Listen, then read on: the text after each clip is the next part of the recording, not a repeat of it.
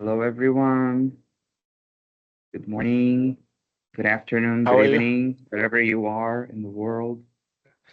It's okay. It's very hot in Brazil. Hello, Yeah. guys. Good afternoon. Hello. Good afternoon, everybody.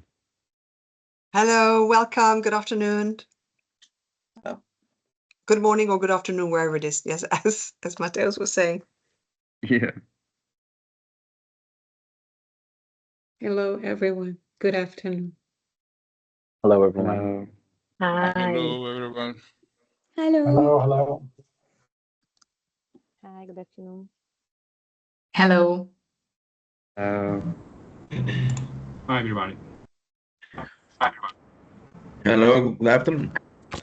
Hello. Hello, good afternoon. Hello.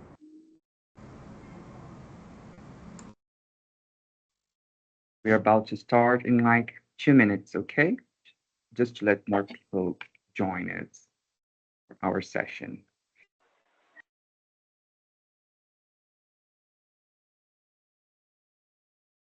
I'll take those few minutes, Mateus, just to say hi to a few people that I just Please. met. Gabi is there. Hi, Gabi. I also see Bernardo, a really old friend. There is another Bernardo there, Adriana. How are you? That's good to see you. So many familiar faces that it's good to, it makes things easier and cozy. We like coziness. Yeah.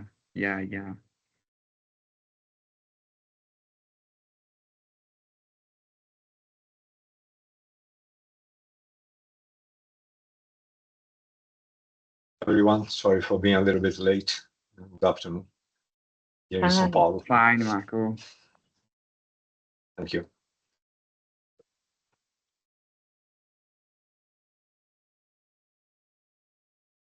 Oh, there's a boa tarde from Vancouver. Yeah, we have Muito people from bom. all over the world here. Yeah. Quite an audience. I also see some ESCP and EMIB participants. So hello. Hello. Yes, hello to all our EMIB colleagues. Great to have you here. We have Ivana from Paraguay, you see? We are everywhere. Hi, Ivana, welcome.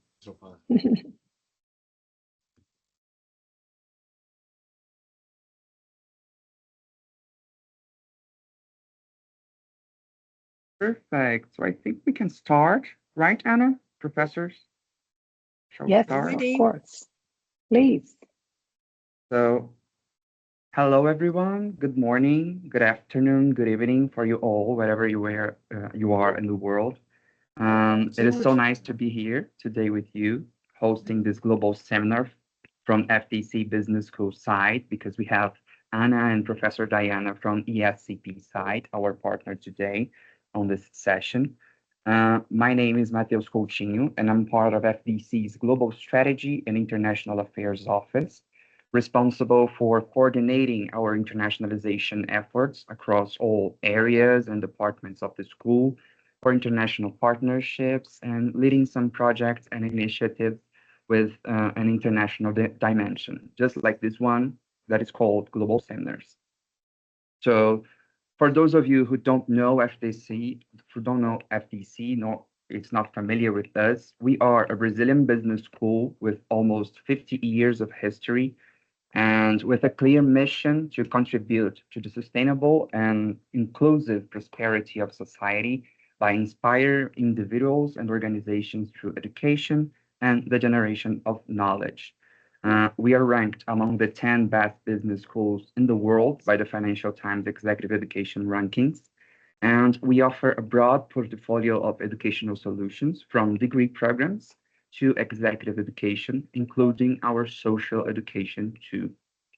FTC has more than 60 international partner schools and universities worldwide who join efforts with us for exchange programs, for research and development, for customized educational solutions when we talk about executive education, and other global initiatives. One of these initiatives is our global seminars, our session today. They are designed with our partner schools to offer our students and communities a unique opportunity to engage in some constructive dialogue, some topics of global relevance, some of these global challenges of our time, and some issues that are super important for our current and future leaders. And today I have the pleasure, we at FDC have the pleasure of hosting this global seminar with ESCP Business School, our partner since 2022, if I'm not mistaken. We have already developed a joint course and have a nice exchange program together. So Anna, would you like to say some words before I start introducing our professors and our topic today? Yes, my pleasure. First, I want to say hello. My name is Anna. I represent ESCP Business School together with our top professor, Diana Clark, who will be presented pretty soon. What I want to say is that ESCP Business Schools is the first business school in the world. So we were founded 200 years ago. And ever since then, the school is trying to answer to some business and society challenges that are happening. So in these 200 years, we've seen revolutions, wars, crises, and ESCP has been through a lot of those.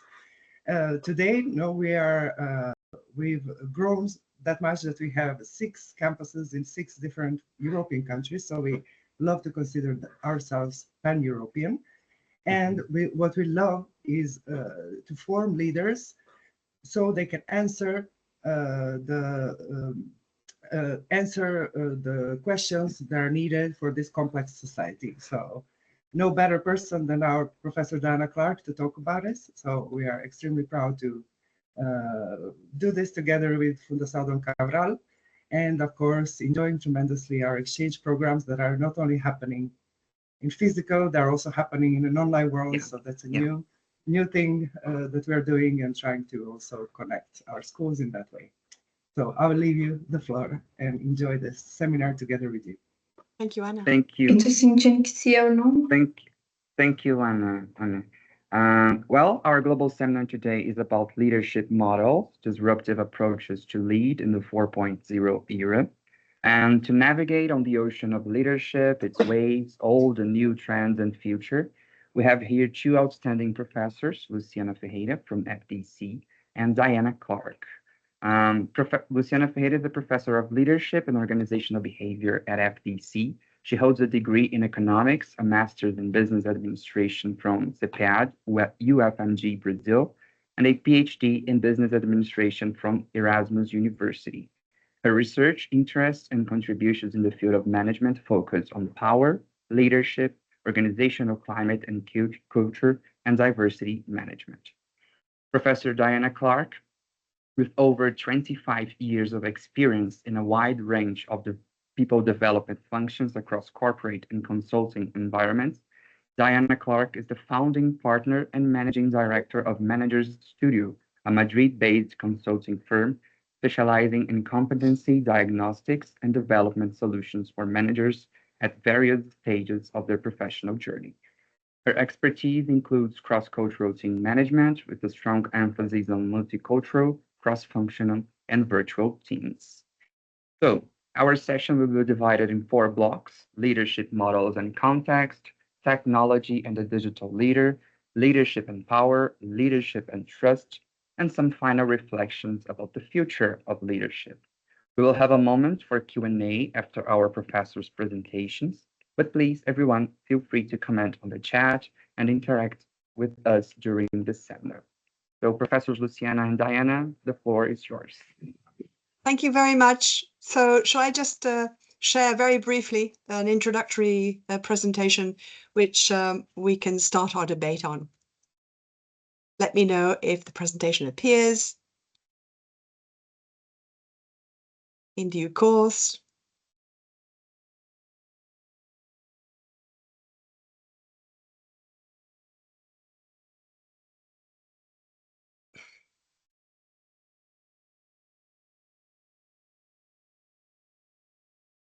Did you share your screen, Diana? I am. It's not very fast though. Whenever I All right. upload directly from Teams, it seems to be thinking about it, but it should appear eventually. All of a right. sudden. I will let you know. We'll count to 10, and if it not, we'll try it again. There it is. It should be appearing. Yes, it's Yeah, coming, yeah. finally. Se hace rogar, you. as we say in Spain. Okay. All right. So, well, first of all, again, thanks for being here. I'm absolutely delighted because apart from anything else, I lived 2 years in Brazil when I was very young as an adolescent, and I carry Brazil in my heart. And it's so nice to see some Brazilian faces and Brazilian names all around the world. Okay, that's fantastic. So let's get moving forward. The idea here is to ask ourselves a question: what are going to be the challenges that leaders have to face in the next 2 decades? In fact, probably 2 decades is much too ambitious. Probably we have to think only about the challenges that are going to happen in the next 12 months. That'll be more than enough, as the speed of change is pretty exponential. So where is leadership absolutely really going? And this is obviously a question that those of us who dedicate our attention to organizational behavior, like Luciana and myself, we're asking ourselves this question all the time. And there isn't a day when we find out new information, new research that gives us more clues that can help us have this debate. So, well, first of all, let's define leadership. Now, I know that we've all defined leadership loads of times. We all probably have our own personal definition. And in any case, when in times of doubt, I usually recommend that we go back to the original etymology of words that sometimes lose their meaning through time. And you find if you dig into etymology, it comes from an old German word. I don't know how it was pronounced 1,000 years ago, but it's something like lehrt. And it actually means go and guide. And I think that is a wonderful word, go and guide. It's like a slogan, right? Leaders are people who go somewhere and guide people to go with them. And if that hasn't changed, but the shape of leadership is obviously very context driven. So what about leadership 4.0? How do we go and guide in the current area where the evolution of leadership is best practices of leadership are adjusting in response to the fourth industrial revolution? So what are things that are good to keep in mind? Well, you're speaking to someone who's a bit of a skeptic, and I think Luciana and many things also you agree with. We're very skeptic about leadership models, and even though we teach them, none will cover the complexity of reality. So are they useful? This is one of the discussions that we'll be having as soon as we finish this. But a few interesting facts are that over 1,200 books on leadership are published each year. I think the total amount of leadership published since people started publishing books on leadership must be in the absolute hundreds of thousands. And it still seems that there's still interest in publishing more books on leadership every year. And it just is a symptom of the interest that organizations have in upskilling leadership, because there is a feeling that leaders have to be constantly upskills. And just to give you an idea, in 2024, worldwide, over $7 billion were invested in training people in organizations, small and large, to be better leaders or better equipped to deal with the future.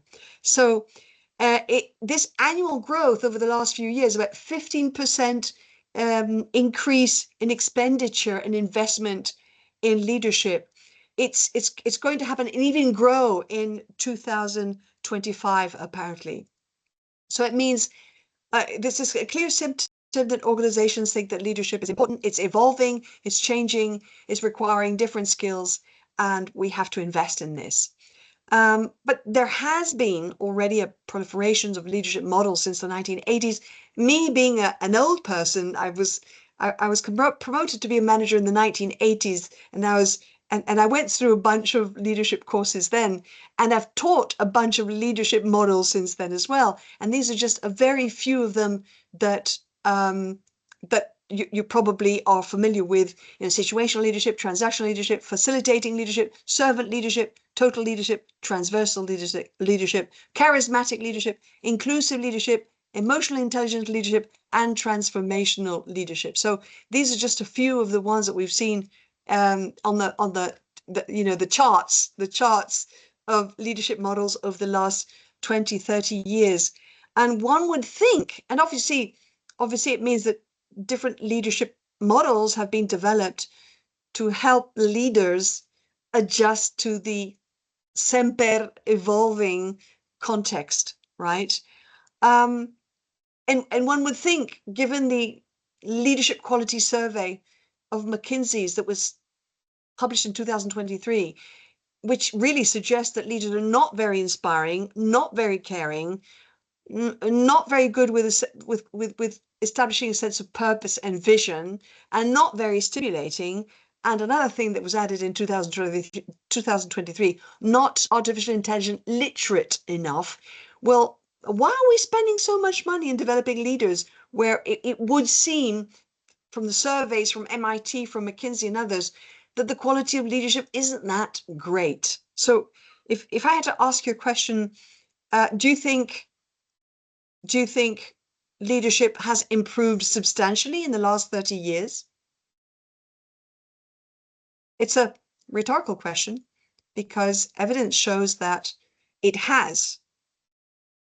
Despite all these new leadership models and the surveys saying that leaders are not fantastic, that they don't reach the expectations of their teams.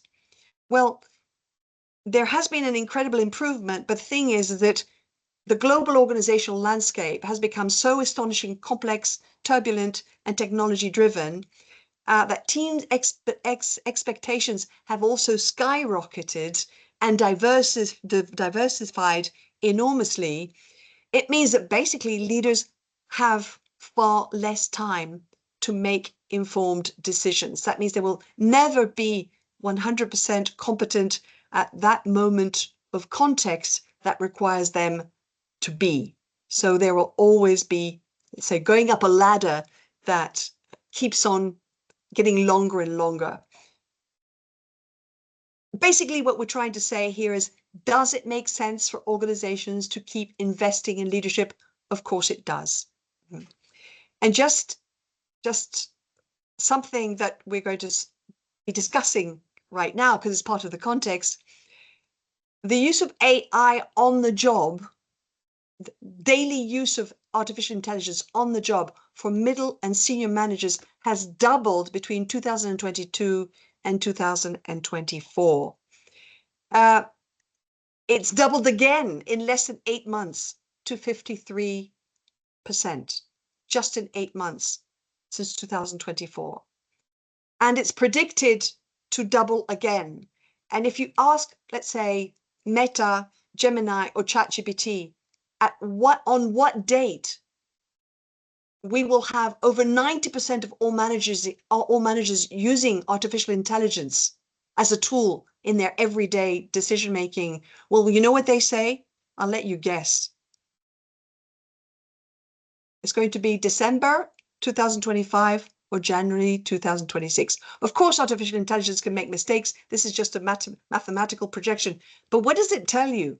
It means that in less than 3 years, every single manager will probably be using artificial intelligence as a partner. It means that it's not a novelty gadget, it's a strategic imperative.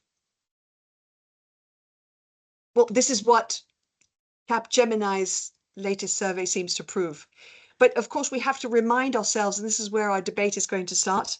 I don't want to go on any further about this, but there are some things, despite this, that do not change, and that leadership is going somewhere and guiding people to go with us. All right. With that said, that's just our introduction. With that said, Luciana, let's get debating. Yes, of course. Thank you, Diana.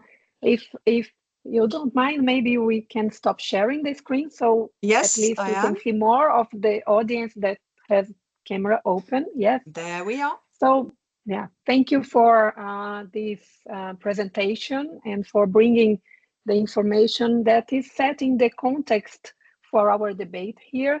And I think it's useful to share with our audience that we both, when we were organizing this with the support of Mateus, of course, we were first discussing this skeptical view about leadership. So I'm just doing a step backwards here to add that at least in Brazil right now, what we are facing is a leadership crisis. So the same skeptical view that we as scholars we have regarding leadership and the leadership role, it's also being faced when we talk about the practitioner view about leadership. And sometimes people say that this leadership crisis, which is a legitimacy crisis, people don't accept leadership as it used to be. Sometimes they attribute this to the new generations that are coming to the labor market. And I think this is a mistake. The leadership crisis is maybe voiced by the new generations, but even the ones that are in the labor market for quite some time, they are also questioning what's the role of leadership and how useful leadership is, especially because we go and guide, as you have been saying in this introduction, and where we are right now, it's not really a comfortable place to be. So this leadership that was so important to go and guide us is being questioned because we don't like where we are right now. And that leads us to the complexity, something that you had addressed during your presentation. And maybe it's not comfortable because we are in a complex environment, and complex is defined by ambiguity. It's too much for us to know what to do when we are not certain about things, which is a paradox, because at the same time that we face ambiguity, we also face polarized views. And that only increases the leadership crisis, of course. And that always is going to make our view of leadership a view that's founded by critical thinking. And if this is the case, and we agree this is the case because we discussed before coming to join this beautiful audience that we have here, that means we might be using artificial intelligence in a way to rethink leadership. And that's why maybe we think the leadership models we have are useless. In fact, they might be useless for this context, but there are certain things that are not going to change. And one of the things that is not going to change, even with the increase of artificial intelligence as a strategic partner, is the fact that leadership depends on the follower. There is only leader if there is a follower. And we have been devoting too much attention to the leader side of this relationship. So maybe it's time for us to pay more attention to the follower side. And that's something that I would like to provoke you, how we are going to include the follower in our models, in our views, especially now that we are using more of this artificial intelligence as a tool to deal with the complex environment that we are as leaders deciding, right? Yes, and the fact that, well, before you mention diversity, And that's one of the complexities that leaders have to deal with, is that they are having to manage and to lead, let's say, a lot more diversity. And we know that diversity is there, but how do they make it inclusive? That doesn't happen on its own, right? So that's a layer of complexity that's added. There's a higher level of complexity in the diversity in the followers themselves. And it's true what you say, all leadership models seem to be so focused on the leader when there's no leader without followers, no? And one of the things that is said, I think that perhaps I'm using too many slogans, but you can't get a leader if you don't have people who want to follow somehow, no? So, and you don't want to follow voluntarily people that you don't trust. So it's a question, and we'll be talking about trust. That's one of the things that we'll be looking at the end. But what you said, I think, is absolutely crucial. Who are the followers? And we don't pay enough attention on who are the followers. And probably the word followers isn't even the right word. That we call them followers, but they're actually, people who go together. And one of the questions that I remember you asked, or you explored in one of our conversations, what part of the framework can we tell leaders today that is still useful, or do we have to just destroy everything? And one of the reasons why there's so much skepticism is that if we look at any of the leadership models that we have been using and that have become famous, like situational leadership, transversal leadership, and all that sort of stuff, total leadership, there's no leadership style that has been, let's say, taught as, container of the best practices in leadership that explores more than 10 variables. And 10 variables. What is a variable? It's an element of complexity, okay? And if someone can name me any leadership model that puts into this cauldron of complexity more than 10 variables, it's hard to find it. Whereas anybody who knows how to use Meta or ChatGPT or Gemini, if you ask them how many variables affect a leader's performance, and they will come up to more than 50. More than 50. Mm-hmm. No wonder. No one in the current context, more than 50 elements, including a quarter of those elements have to do with the follower. Others have to do with the context. Others have to do with the interest in the agenda of the leader. Mm-hmm. So there are more than 50 or 60 variables that actually we should really be taking into account to be able to think, for any leader, what decision should I take? How do I lead in this direction or this direction? And what do I give my team? What are their expectations?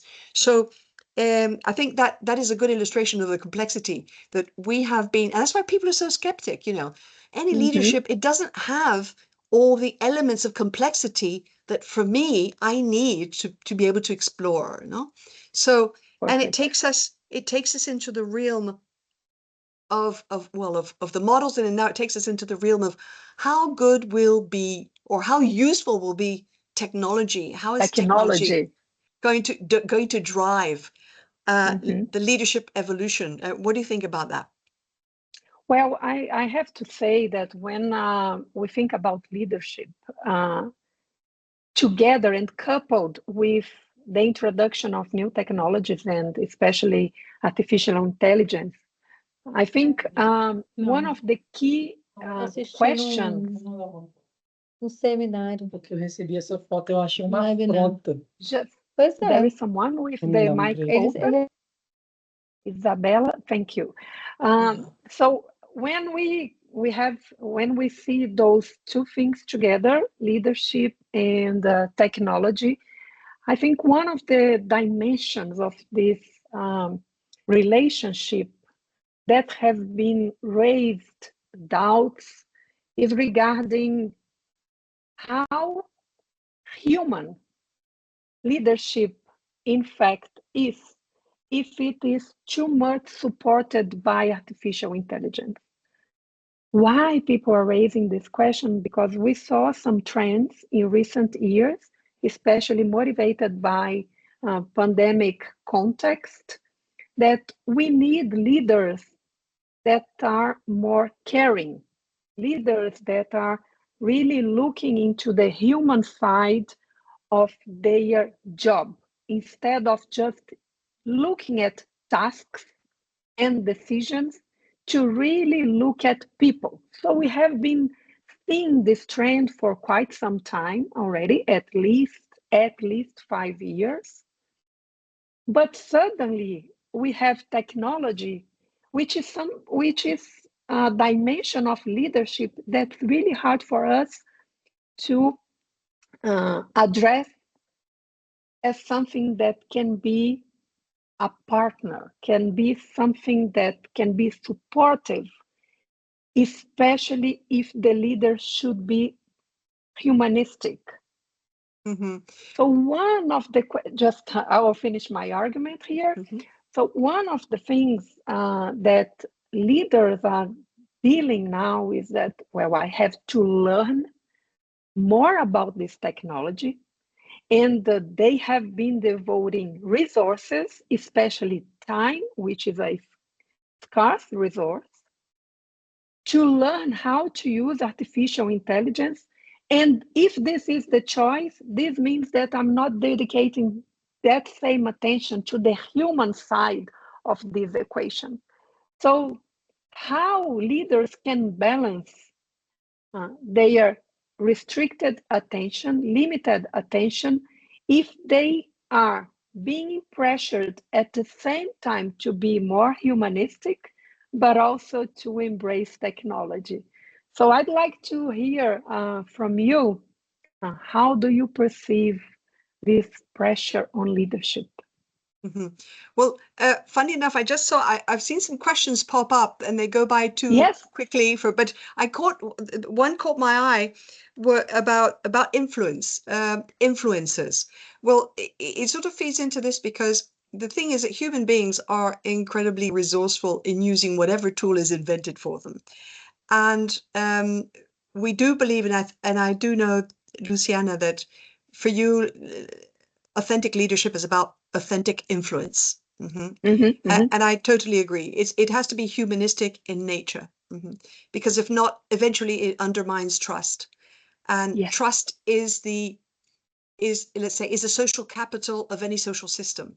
If that breaks down, you've got a real problem. And you can see organizations where trust breaks down, or teams where trust breaks down. So, and that leadership through influence is still something that I think is close to both of us. Now, the thing is that any leadership who wants to influence today has to be an expert in social networks as well. So that they're going to be connectors at all levels. And so, yes, as long as you have a clear idea of what you should control, and you can use artificial intelligence or any let's say, technology as a tool. Now, however, we do tend to be, let's say, afraid of any tool that we think we lose control of. And this was the same probably in any era since the first, industrial revolution and before. So what frightens us now, the question I send back to you, say, okay, I do believe that artificial intelligence can be used as a powerful tool by leaders, and it does not stop them from being human. It just helps them take more decisions about people faster, because they have at their fingertips more information than they ever had. And I genuinely believe that there will be a point when each leader, each manager, when we talk about leaders, is anybody who has to influence somebody to get stuff done, right? Mm-hmm, so mm-hmm. we'll construct their own dashboard of variables that will help them take decisions in business and about people. But at the end of the day, it's going to be them. It's going to be them. Their heart, their knowledge, their empathy, their emotional intelligence. What artificial intelligence should do is just help them take into consideration all the complexity of the decisions that they hope to take. I don't know if that is, if that answers your question, but I do think that there is a grave danger of it losing control. And I think managers and leaders should be trained in making sure that they have the last word. as somebody said here, that I think another little flash I saw going by is that let's not talk about soft skills, let's talk about human skills, you know? So let's keep the human element in artificial intelligence. Now, they are saying that artificial intelligence is going to be more humanized. I don't know, we don't know. Perhaps in 6 months, if we have the same debate, things will have changed drastically again. I doubt that, but who knows? So anyway, I pass the word I to like you. this invitation. Maybe we should already arrange for a meeting here again and talk about the advancements on artificial intelligence and see if some of our predictions are still holding, depending on how they fold over time. But still, something that you said, which I think is quite important, leaders and managers, they are still going to make decisions and they are still going to go and guide. And sometimes they are feeling that they are losing control, especially regarding their own expertise. I think this is very important because many of the things that were really important to explain how they reached the point they are in their career, these resources, this expertise might not be sufficient anymore to keep them going. So this is really hard because this expertise was crucial and central in the relationship between leader and follower. Of course, there were times that leaders, they had this illusion of control that was derived from their position in the organization. And now we have a clear view that the position in the organization is quite weak link that is going to make people engage in the decisions they are making, right? So their expertise is becoming even more important. It's even more relevant to influence people to implement decisions they are making. And I think this is the beautiful thing about leadership, that the decisions they are making is going to be implemented by someone else. They are not the ones who is going to implement. And for them to really make those decisions being effective, they are going to be dependent on followers that are going to be part of this relationship depending on the expertise of this leader. But sometimes we link expertise on something that's technical. And of course, the technical part of this expertise is very important, especially when we talk about expertise related to economic sectors, industry, and now with technology. But we have to couple this expertise with expertise on leadership, expertise on how we can manage this relationship. And that's quite difficult because this is a shift on power relationships, because power was placed within the organization, and now we see power is spread everywhere. Someone, I think Adoniran was saying, social media. Social media is a way of seeing the networks where expertise power is being linked, is linking leaders and followers. Yes, and I think you're mentioning that somebody said, isn't social media manipulation and not influence? Yes. Yeah, what do you think about that? Yeah. Well, I think it can be used as manipulation, but I must say manipulation is part of the job, and we don't want to see that. Sometimes what leaders are doing is they are manipulating people that don't want to do a certain thing, doing something that's quite important to the organization. But we usually see manipulation as something negative, but it doesn't have to be. We have to reframe manipulation in a way that we can see how this relationship work both ways. That is important and relevant both to leaders and to the influencers, to the leaders and to the connectors. It has to work both ways. But of course, when we go to the social media, the regulation is not helping us to separate what's really an expertise that can support this relationship. And so it's even harder for us to pick and choose what to follow. I'm just noticing Aline put up a word there saying that she thinks that manipulation and influence are two very different things. Well, when we give a course on leadership, we tend to differentiate, right? We say, well, but there is obviously a gray area, because something that for me might seem legitimate influence for somebody else might look like manipulation. Now, it's true that sometimes that gray area is very subjective. But if we talk about influence, and anybody can, let's say, give their own definition of what influence is about. For me, it's about being able to use all the communication tools in your power to achieve a result with and through others, but without, let's say, without undermining trust. And so there's a moment of where influence goes too much into the manipulation area, where it undermines trust. And of course, nobody likes to be manipulated, but everybody manipulates.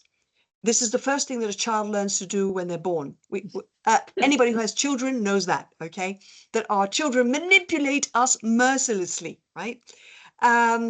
They, you know, from emotional blackmail, for all sorts of ways of manipulation, vague threats, threatening to stop loving us, you know. So, and there's Aline saying she knows very well, she's a mother. Yeah. So human beings can easily go, go over that sort of barrier between influence. But for me, it's really important that the real difference is that it doesn't undermine trust, and it's legitimate in the sense that you're pursuing a legitimate goal for everybody. I mean, parents, we do that. We manipulate our children too, but hopefully for their own good, you know.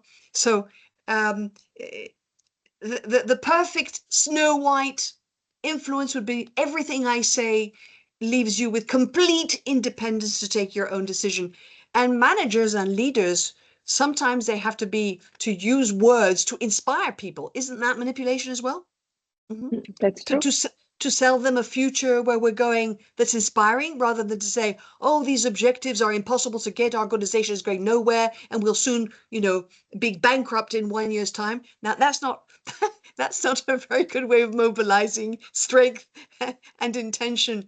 So yes, influence and manipulation. In fact, in some languages, this is cultural, in some languages, influence and manipulation have the same word. Same word, yes. Yeah. That's true. So it's not so clear. But for me, it's somebody said at the end of the day, if you are in doubt as a leader, at least do the decent thing, right? So, but there's a moral choice in moving, let's say, from influence to manipulation. And thank you, Aline, for bringing that up, because that's one of the let's say, some of the things that I'm sure, Luciana, you will have found this many times, where you have an ethical dilemma.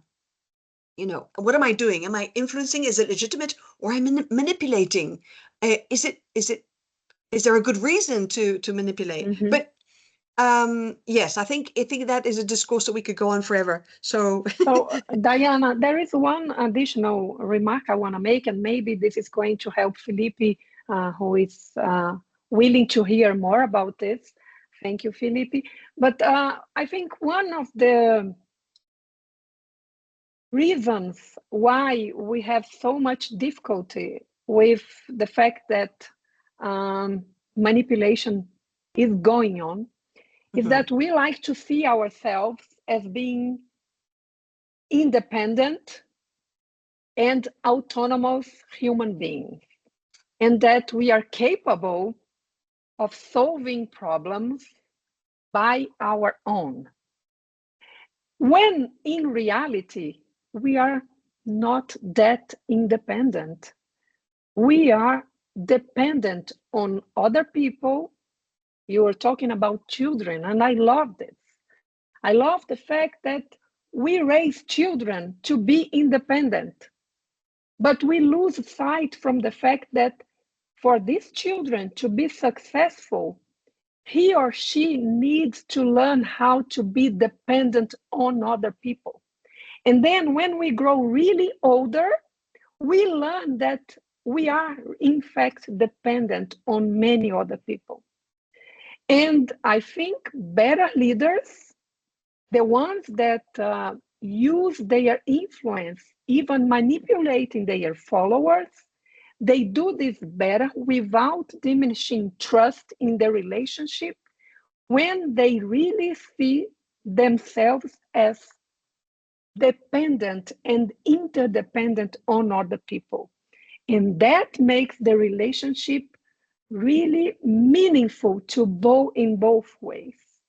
But it's Certainly. really hard for us to be in that position because we'd like to see ourselves as independent, autonomous human beings, right? Someone says, well, they see, according to the dictionary, manipulation is controlling someone to your own advantage. And I agree there, especially That's when power. you have to, let's say, you change the truth. We've seen that a lot in this era, right? That you openly lie, and a lie that said many times becomes truth in some way. That is what we call the worst, let's say, version of manipulation. When you're manipulating something just for your own good. But there is that gray area where a level of manipulation, it could be even just light emotional manipulation, like when you're asking somebody to you're manipulating somebody, or I would say call it influence, is legitimate influence, to become more married to an idea, more committed to their job. And so you use all, let's say, your influence tricks in your toolbox to help that person to be more committed to their job, and to feel more self-confident, for example, or have more self-esteem, or believe more in their capacity to perform. That could also be called manipulation. Yes, and influencing and building trust, I agree there. It takes longer to build. I agree. Yes. And it can be destroyed in 1 second. Okay. Independence and interdependence, accepting that we're all interdependent, it also makes us more humble, right? It gives us a little bit of humility. And I think that those leaders who do not realize that or do not accept it, well, they basically are in risk of being sociopaths, probably. They're the ones that are more narcissistic and that. Yes. Anyway, I think, where were we in our debate? Because I think there's a question about technology before we move into power, right? Which I think is an interesting one, because you wrote down a couple of questions that we could explore about technology and the digital leader. Are digital tools, I mean, is algorithmic authority undermining traditional leadership? Yes, absolutely. But is it bad? No, not necessarily. That, I mean, if I had to summarize that, is algorithms undermining traditional leadership? I do think it is. Yes. But is that necessarily a bad thing? No. Anyway, so I don't know if somebody wants to comment on that. That I think it's an interesting point. The algorithms are certainly potentially a partner, potentially an enemy, but there you are. So it's inevitable that we go talking more, when we address leadership, go more into power, which I know is something that's fascinating for you, Luciana, because at the end of the day, it's one of those words we were laughing about it the other day when we're saying all these leadership courses, all that you could do hours and hours of leadership courses, and everybody's is afraid of mentioning that sort of big white elephant in the room, which is power, So what do you think about that, and how the distribution of power will evolve? Yeah. Diana, I think it's even happening here in our seminar, in our global seminar right now, because when we talk about influence, we are talking about power. For us to be able to influence someone, there has to be power in that relationship. Power is the fact that someone in that relationship holds a resource. It can be tangible and intangible, that is valued by that other person. And that gives this person the power to influence that other one to take decisions or to behave or to do something that he or she thinks is important to the other one. So sometimes we prefer not talking about power. We prefer talking about influence, but we don't want to talk about manipulation, because all these terms, they have maybe a negative meaning attached to it. And what I think business schools and global seminars like these ones, and if we're talking about leadership, we should be able to always place power as something that's founding the relationship of the leaders and he or she, his or her influencers. And if we don't talk about power, that's going to mean that leaders are going to use their resources, maybe sometimes in detrimental ways to that follower or maybe to the organizations. That's why I think power is so important. And power should be always coupled with empathy, should be always coupled with the role of leaders to develop others. I think this is probably one of the most important roles of leaders. And if he or she learns that his role is to develop others, that sense of humility, being humble, is going to be part of his job. The problem is when we discuss leadership in business schools, we focus so much on the leader that instead of bringing this humble sense for the leader, we increase his or her narcissistic view of himself, and that's a pity. Yes, there's some really interesting comments. I think we're going to have a very animated debate at the end of this debate. People are very animated, asking some interesting questions. And Mahesh, when you were commenting, posted something, say, are you talking about designational power? If I understand, Mahesh, when you talk about designational power, I mean, is that the power that's invested in you because Yes, you're given I resources and you're given power because it's organizational? Yes, I understand it that way. I think Yes. that's Absolutely, legitimate power. Yeah. So I mean, what is interesting, it's sort of shifting, and sorry if I go back to technology all the time because it's sort of transversal, but in sort of the conventional, when we talk about leadership in the conventional way, we talk about the two main sources of power for any manager, anybody who has to achieve results with and through other people.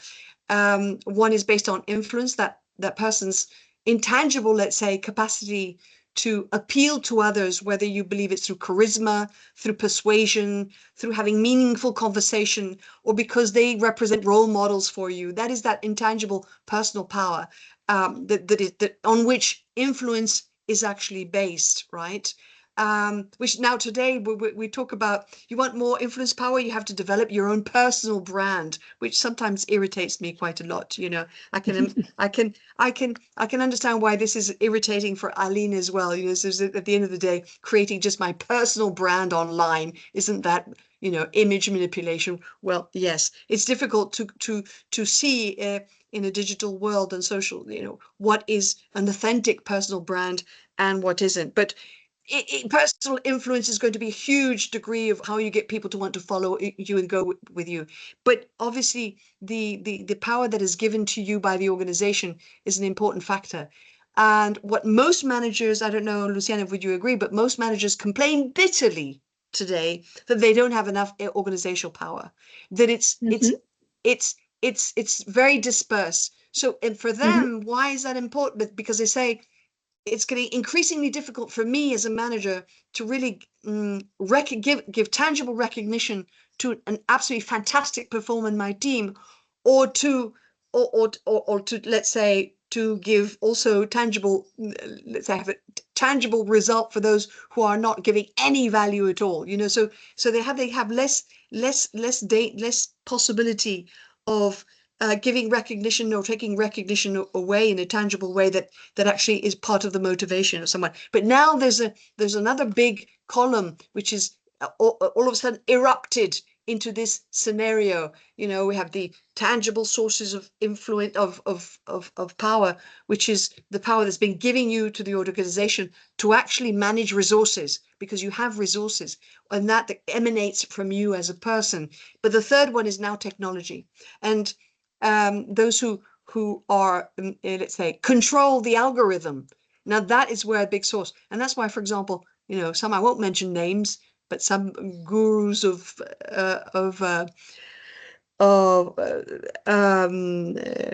organizational science talk about how controlling the source of information and the algorithm is going to be a big source of power. And they might even have more power than those who control the resources and those who have charisma, so to speak. But if you have the three things, you're unbeatable. If you have the three things, they're unbeatable. And if you look at the 10 people, the richest people in the world, guess who they are? They are all those people who have the resources, have the algorithm, and have charisma. Yes, at least that's online. true. Okay, so Diana, Aline is raising a question, and I think yes. maybe you can help her. A leader should focus on developing team gaps or leveraging team's strengths. It's a tricky question, huh? Well, I don't think it's one or the other. Mm-hmm. We tend to sometimes to be, divided between one and the other. I think the complexity that we have today is that we'll have to try everything.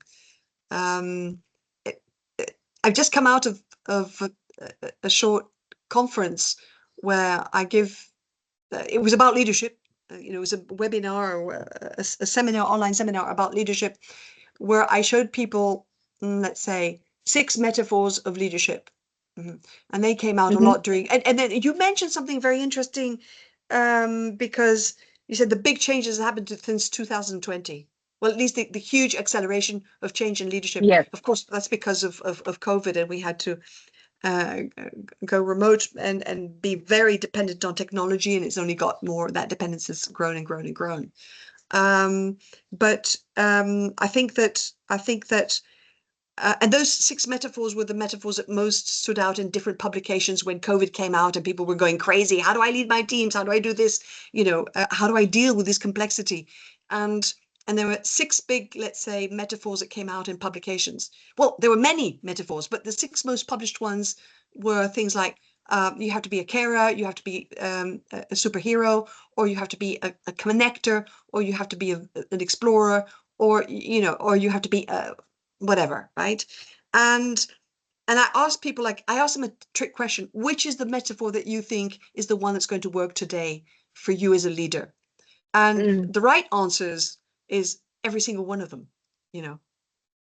Every single one of them has attributes that I'm going to need. It means taking one hat off, putting another hat on.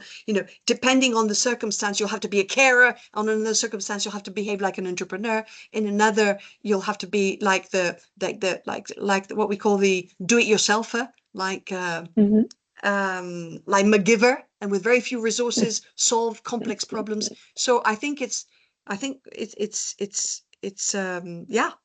we have to try everything and be a bit of everything. Yeah. So I think Aline had yes, Aline, we have answer. 272 people in this meeting, and Aline is the one that's most putting her hand up. We're going to give you a special prize after this. But we also have questions here from Tiago, and I think it's a very good one. Not all the questions are very good, but I think that he is raising an important point, that we are talking about being humble and to dedicate attention to others as being part of the role of the leader. And he's saying, well, sometimes, maybe oftentimes, being humble is seen as weakness. And if that's the case, then it can be even more challenging to engage others in decisions that are being taken by he or she, that's going to be implemented by someone who is looking at this humble leader as being someone that's weak. And what I like from the question of Tiago is that we know a lot about this. Sometimes we see people that are warm, people that are kind, as being weak. And the ones that are being assertive, the ones that are taking the decisions in a very pragmatic way, we see them as competent. And due to that, the competent one is better than the warm, the kind person. And we believe this for quite some time, until we faced the fact that being competent is not enough. Because people are not going to dedicate her time, his time, to work with someone who just cares about his own expertise. People want to work with the ones that care about my own development. So that's why we now have more space for people that are humble, that are kind. But that doesn't mean that we don't have space for toxic leaders. They are still there. And if we look at data for the last 5 years, what we are seeing is that there is a high increase in how they are being benefited leaders, regardless of how they really treat people. So in fact, we are in a transition phase. And if we are in a transition, that means we are going to have both warm, kind, and humble leaders, but also the ones that are really pragmatic and maybe too assertive and sometimes even toxic leaders. Mm-hmm. I think that it might be a good idea to define what humble means, because it has two meanings. And in some senses, when we talk about humble, because if you go to a dictionary, it will say humble. Some dictionaries will say humble is about being modest about your achievements. That means not showcasing your achievements. But humble can also mean basically having a low personal estimate of your own achievements, having a low internal opinion of yourself, which is very much to saying low self-esteem. Here, when we talk about humble leadership, I think what we're meaning is not having low self-esteem or low sense of what I have achieved. I can be very, very aware of what I have achieved and be very, very aware about what my superpower might be. But I'm not showcasing it and selling it to other people and putting it in their face at every moment, you know. So I think that is a key thing. Having strong leadership or having a very pragmatic leadership, I don't know what you think, Luciana, but it doesn't necessarily goes against being humble. I've worked with some pretty strong leaders that were humble, that never showcased their own achievements, because I did this, because, you know, which we say arrogance or self-serving or showcasing themselves, but showcased others, showcase their team, never themselves. That for me in leadership is being humble. But I don't think a leader can be a leader if they have low self-esteem or they don't value their own achievements. I don't. What do you think about that? Well, I think it's. For me, at least, from all my experience working with leaders, but also studying leadership, you can only be a good leader if the others that you are working with are good as well. So it's not about you, it's about them always. maybe it starts with you and with who you are and your limits and how much you can dedicate to others. But it's about the team. It's about how far they can go and which fight that are willing to fight together with you. And of course, and that demands being humble, right? Without that, you can't really lead a team. So we just lost our plan, and I'm worried about how we are going to go from here, because we raised so many questions, so many things, and we started with a skeptical view about leadership. Mm-hmm. So maybe maybe we need some more time to go to other questions. But before we go there, what do you see regarding the future of leadership? Mm-hmm. Well, I think that we're not as lost as we may even perceive. Okay, well, because we've been talking about the context of leadership, how technology can shape leadership. We begin to the powers of leadership. What are the powers that are how do we use power? And at the end of the day, authentic leadership is what power you choose to use. Influence, legitimate influence. How do we authenticity, or just organizational power, and how do we deal with this third sort of elephant in the room, which is the algorithm, which we'll have to tread very carefully with. And I think what you said now is just as pertinent to the use of power, and also it's a good transition to talking about trust. How do we elicit trust?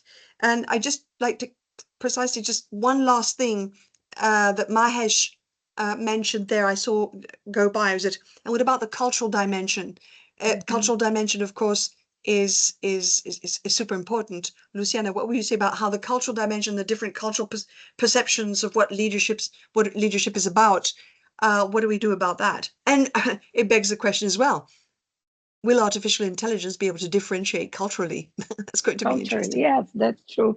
Well, I think we have to think about organizational culture and country and contextual culture. They are different. Even if they are interconnected, they are different dimensions that they are going to influence leadership in different ways. And we know that country cultures, they influence leaders more than organizational culture. And that's why we see so many difficulties when multinationals go abroad, because they have to combine both of those cultures. But I would factor culture as something that is supportive. I think leaders that find culture as something that is supportive, is helpful, they use culture to develop others, to make better decisions, to improve the organization. Because of course, culture is a resource. And what I think is quite interesting is that even there is a very interesting research that was done with CEOs of multinational organizations. And the CEOs, it's a survey and it was published in the Journal of Finance. CEOs, they are capable of seeing culture as something that's quite important, but they don't really know how to factor culture in their decisions. So we see that we can see culture as something that's playing a role, but we are not able to incorporate them in our decisions. And what I would say is that if you view culture as a resource, as something that's going to support your decisions and that's going to be helpful to engage workers and influencers, then you can go a long way as a leader. Yes, well, we both give courses on precisely diversity in managing in diverse culture and that where culture where a team can be faced with a high level of diversity, cultural diversity. And it is true what Mahesh says is that the principles and the values of leadership can change in different cultures. And so I know that part of the world is firmly, let's say, sold to the idea that leadership has to be essentially based on influence and participative in nature. But there's a huge amount of the world that's sold on the idea that leadership is deserved through power and status and the capacity to manage resources and the status and you have to recognize status of leaders. And I'm not saying that anything is good or bad. I think what Mahesh, you were saying is that you have to adapt. Yeah. And some principles of leadership are not immediately or easily translatable to other cultures. Yeah, I think that's what you meant. But with this, and I think it's a good question to move into trust, because we said it, I think, briefly at the beginning, Luciana, that we can't follow voluntarily somebody that we don't trust. So once we've talked about power and the nature of power and the different powers that managers will have to manage to get things done, well, how do they get people to trust them in this day and age where, I mean, just a survey recently said that about 30% of people don't ever see their managers face to face anymore. And people wonder, why is trust sort of in the organization, the commitment to the organization, the commitment to my leader is sort of dissolving a bit. My question is, I mean, I think we have over 200 people here, 241 people here. If we ask them the question, would you implicitly trust somebody that you never see and whose instructions you have to follow? Interesting question, right? So, Luciana, how do you solve that conundrum? Well, I think Mahesh already answered the question. We need time, and we need time together. And this is something that we know for quite some time already. You can only build trust with repetitive encounters. It's quite important. Without those repetitive encounters, it's really hard to build trust. It doesn't mean that you need face time, but you need valuable, meaningful time together to really be able to build trust. More than that, and I think this is very important, there will be times when someone in the relationship will question how trustful the other one is. And we have to have leaders that are able to rebuild trust. And for that, we need leaders that are responsible for their relationship. They feel responsible and they engage in the relationship, and they are able to rebuild trust, because it's a fact that over time, there will be moments that you will be questioned in how much trustful you are. And you are going to question the other one as well.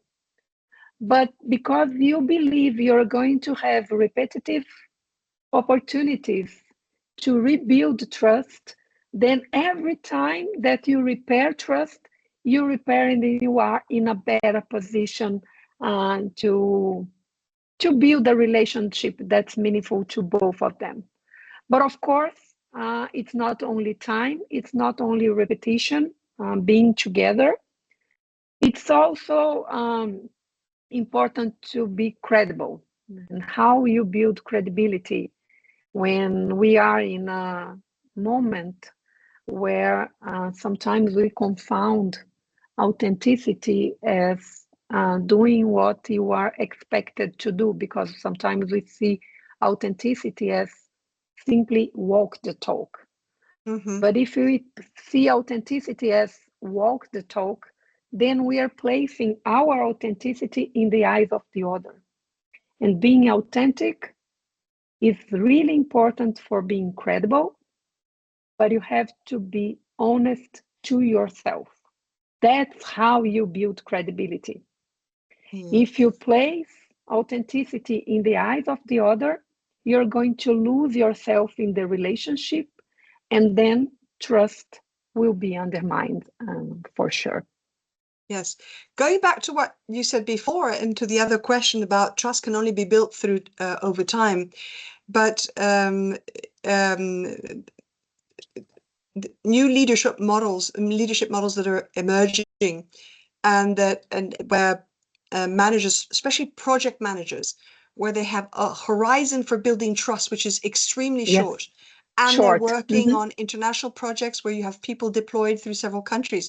You never get to meet. That is out of the question. So the best thing that let's say the builders of leadership models have come up with so far is that if you're in that position and you have to take control or the leadership of a project team, and the project might not last more than 4 months or 3 months or perhaps 6 months, in the first meeting you have with them, whether it's online or face-to-face, one of the key things you have to put in your what you call your team charter, you have to make that team charter. And the first phrase that's in that team charter, we commit to trusting each other implicitly for the duration of this project. That means I'm asking you to make a leap of faith, and we create instant trust.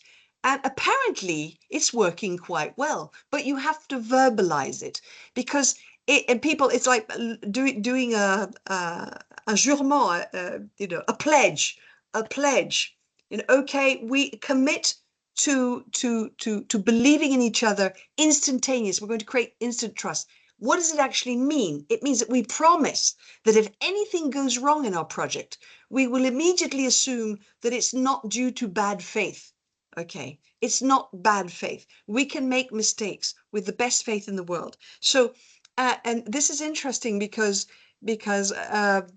it's one of those things that now managers are trying to implement, that when they're working on short projects, they have to ask for instant trust, because we just don't have time to build trust. And if we distrust each other over the 6 months that our project lasts, it'll be a disaster. Second guessing everybody, not believing what you're saying, blaming each other. So what do you think about that? Do you think that sort of thing can work long term?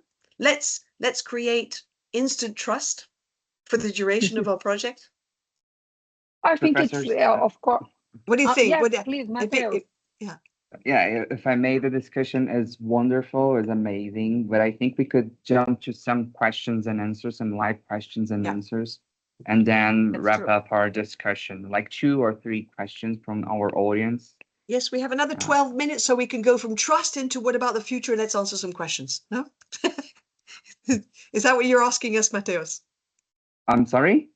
You said, so we've talked about trust. Now we can go into to question and looking at the future, because the question, Luciana, that we wanted to ask, I think that we had in our plan was, okay, what about the future? What do you think? From everything that's come out of the discussion, your opinions, what your views on the future of leadership are. Yes, but I think it would be wonderful to hear like some questions from our audience too. So absolutely, yes, we can open to throw them to us. Yes, I think we should hear from, during our discussion here, I saw someone raised hand, so maybe we have some people that want to open the mic and raise questions, especially the questions that we weren't able to address while we were discussing. There are so many of them. Matheus, do you have an inventory of some of the let's say, the questions that come up most often that you can but let's just see if someone wants to open the mic, babe. Or we see Anna. Anna is there. She wants to raise a question, and then we also have after Anna, Maria Luisa, Nicasio. Yes. Hi, Anna, please. Hi, can you hear me okay? Yes, we do. Thank you for these wonderful comments and all the thoughtful ideas that you shared. I did put some comment in the chat, and I would love to get your feedback on that. And it's about this idea of the leader as a learner. And I think it intersects with many of the things you talked about, authenticity, humility, and so on. But I would love to hear you expand on this notion, even to build trust, right? When you put yourself in a position that you recognize that you have to learn, you have things to learn, and even to rely on others to help you is very important. So I just wanted to put that question out there. I don't know if you saw my comment. I mentioned, so I just very briefly summarized, I mentioned that I was studying soft skills development in the past, and that now I'm focusing on learning agility and cultural intelligence as really foundational skills to help the leader learn and know how to learn, right? So I would love to see your elaborate on these ideas. How can the leader be a better learner, and whether being a learner helps to address some of these issues you raised. Thank you so much. Luciana. No, please, Diana, go ahead. Well, just to be very brief, I think that 100% of the population have to be good learners today. You can't not be. By definition, then, leaders have to be the super learners. I would say it like that, I think, and learning, and not only learning, I think sometimes it's more difficult to unlearn things that are no longer useful than actually learning. And I think leaders have to be really good in convincing their people that, that sometimes things that we held true, that we held useful, are no longer valid in our current context. So we have to unlearn things. I think that is much more difficult than actually learning. Yeah, that's what I think about that. But learning, definitely, you're absolutely right. Mm-hmm. Yes, and I would add, Diana, that when we see the future of jobs, the report produced by the World Economic Forum, we know that one of the top skills for the next 5 years is to know how to learn, and to know how to learn. And this is not only for leaders, it's for all of us. It's to learn things, but also to be subject and to be vulnerable to the fact that we must say that we don't know. If we want to learn, we have to say we don't know, and we don't want to be the person in the room that doesn't know. Mm-hmm. And probably this is one of the skills that we have to improve in ourselves, to be comfortable with the fact that we don't know. Mm-hmm. And for leaders, this can be an additional challenge, because usually leaders want to know the answers because they have this role of go and guide, right? So it's a very good question, especially it's one of the top skills. Well, and perhaps I oversimplified with your question, because let's not confuse learning with just acquiring knowledge. It's self-awareness. Yes. It's intellectual curiosity. It englobes a lot of things. Yeah. Mm-hmm. Creativity as well, right? So yes. Marcelo, you were waiting for us. How are you? Yes, hi everybody, and first of all, thanks for the wonderful discussions. I've been taking some notes here, and I have actually two comments, and I would like to hear your thoughts about it. And taking on the learning and knowledge, and the fact, or the comment that power is knowledge is power, information is power. How does the leader? How do the leader has to interact with a lot of people that have a lot of information, and everybody nowadays think that they have the right information. In the past, people would look at the leader as the one that knows where to go and how to get there. And now it looks like a lot of people have this intention, or have this information, or think they have the right information to get there or where to go. And on the top of this, how does the leader competes with the influencers? And by influencers, I'm talking about internet influencers, social media influencers that give a lot of information as well, and not always the good information, and people don't know how to sift through or to filter this information. So I'd like to hear your thoughts on this. Mm-hmm. Well, very briefly, because I'd love to see, Luciana, what you think about this. I think that one thing that we have to really learn in schools and universities everywhere, which we're not learning anymore, is critical thinking. Okay, we have to be able to filter. And the other thing, and we ask our students, never trust any source. Never. Look at least 5 sources for anything of interest. Don't trust just one single source, whether that source is a person or a source in internet or wherever. So I would say trust is important, but don't trust all sources to be accurate. And I think we have to do a really big effort everywhere in getting people more aware about what critical thinking is. Yeah, that's what I would say. How about yourself, Luciana? So I have to say to Marcelo that I wish I had an answer to you. It's really hard to really be assertive in a question like that. When I hear Diana, I think she's giving us one very important hint on how to deal with that, is that we need critical thinking. And it has been really hard to keep our critical thinking working, because we have been looking for answers using ChatGPT. They are ready-made for us, and we are becoming lazy, and our critical thinking has not been stimulated anymore. And this is something to worry about. To be honest, Marcelo, I think in addition to critical thinking, I think building authenticity ourselves is the way to go. And to build authenticity, we have to devote time to know ourselves better, to connect with others in a deeper way, and to be able to read the context. And of course, all of these 3 dimensions of authenticity, they are quite complex, and they are going to demand a lot from leaders, right? So, yes. Laura, we have Laura. Hi, Laura, how are you? Hi, how are you?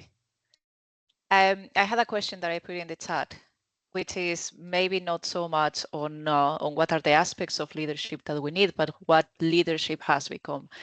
You guys started by saying that leadership has become more complex in recent years than it was at the beginning. I do agree, because some years ago, leadership was about being very good at the job that you had and eventually make it to a position of power and exercising that power to have people or influence people to mobilize towards the goal that you wanted to achieve. Today, however, leadership is about understanding your team, being able to distribute work, being able to make sure that people don't get burned out, understanding the personalities of each of your team members, and probably being able to deal with many different cultures. It is about understanding performance management and compensation and benefits to a degree. So I guess my question is this, this is a full job description. Is leadership now a job? Is it a discipline instead of just a position of power? I like that. I think it's a job. And sometimes a glorified job. But I think it was always a job. But depending on how you invest in your job, we see people that are passionate about what they do. I don't want to romanticize, to make this something like a Pollyanna view of the world, utopia. I don't want that. But we see people that are passionate about what they do, regardless of what their job is. Well, I guess what I meant for leaders. Sorry, I guess what I meant really is it's not really a job. Is it a discipline? Should it be studied in university? Should there be a subject or a degree that is specifically oriented towards knowing how to lead people, which is something that we haven't really had until very recently? Diana, I think we can teach leadership, but we learn leadership on the job.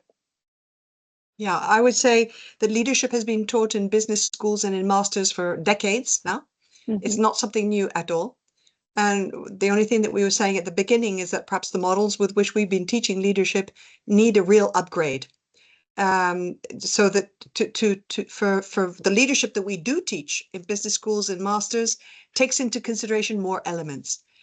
I would say that there are more elements and more complexity.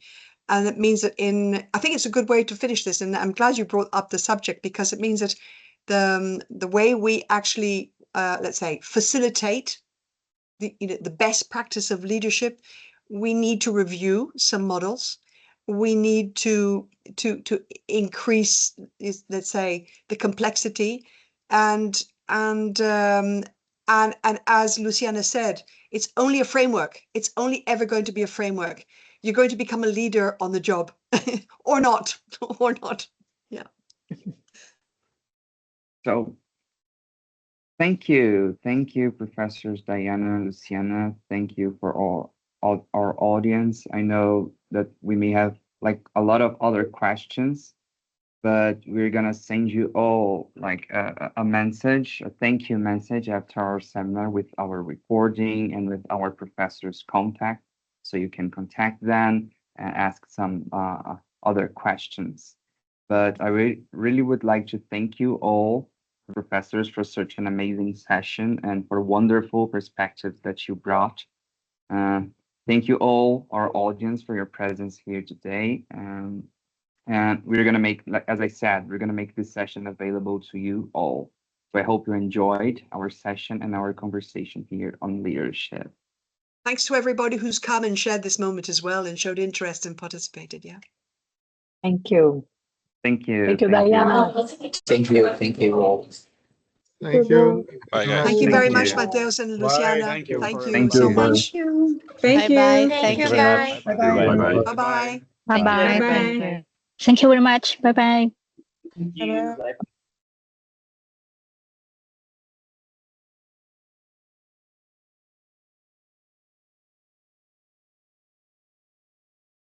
Thank you, professors. We'll keep in touch. Thank you. so Thank much. you. Thank you. Thank you, Luciana. A real pleasure. Thank you, Diana.